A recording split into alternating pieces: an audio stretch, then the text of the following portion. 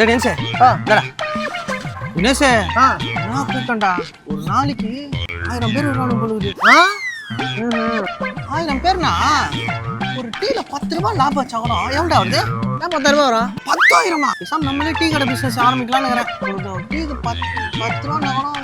10,000 ரூபாய் மாசம் 3 லட்சம் ரூபா மச்சான் சுகர்லாம் நம்ம ஹோல்சேல் கடை ஒன்று இருக்குது சரி ரொம்ப கம்மியாக கிடைக்கும் பால் எங்க நம்ம முத்தண்ணே ஆமா அதுங்கிற அவரு 2 ரூபா கம்மியாக போடுவாரு அப்படியா அப்ப நம்ம போடுவாரு ஆமா பிசினஸ் பண்ணாதான் நானே வர முடியும் நம்ம எல்லாம் நம்ம அழுத்தி கீழே வச்சிருவானுங்க